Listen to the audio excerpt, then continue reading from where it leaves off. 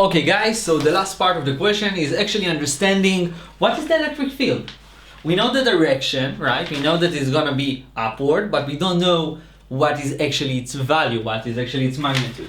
So let's solve it. What is EB equal? Right? What is the size? So to solve that, we're gonna use some familiar equation. The whole equal to the sum of its part. It's also true to the charge and also true for the vectors, for electrical field.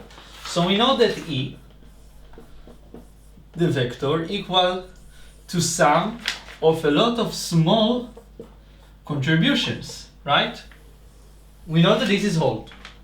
But instead of some vectors, you see, in many directions, which is gonna be complicated because we're gonna need to solve, the component on X, the component dx, the component on y, the component in z is going to be really complicated.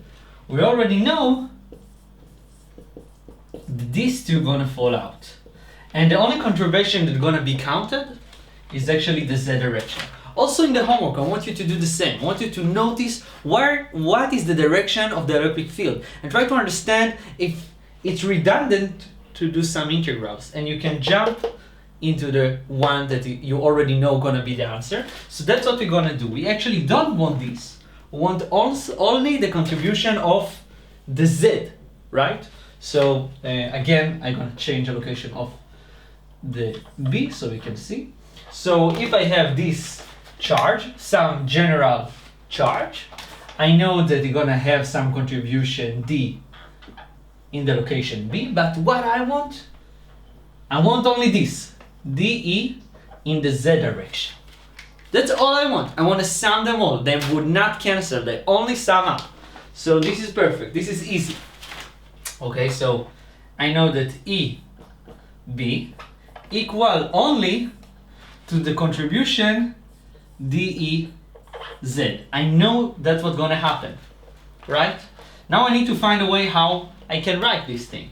So I know that it's actually, you see, I tilted, right? I tilted to this size, right? If I have some angle here, let's call this angle phi, this angle phi.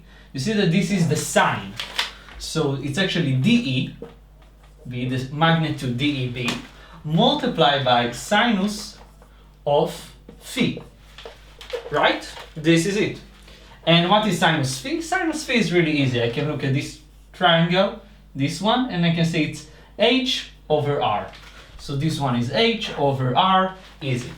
This one we calculated in section A. So you also know this one, which is a k p0 r to the third. Sorry, it's not r, it's d. When you do h, is the one in front of you over this one, and this one we call d. Sorry about that. D. R to the third, d al, d theta over d to the power of 2. So we have our integral. Let's continue solving it. So this integral, I see that I need to run on r on theta. So what is r? R is the radius of the flower. So it's gonna be 0 till r. From here, I'm gonna go all the way, gonna count them all until the end.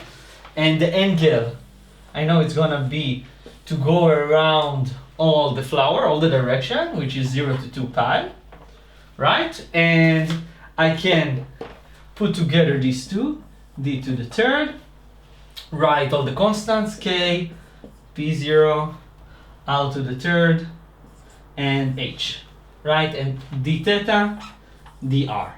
Perfect. Now I want to take out all the constants from the integral, right? So, and also I can apply this integral, right? The theta. I don't see any theta here, so I can just multiply it by 2 pi. So I can take out 2 pi, right? And k, also p0, also h.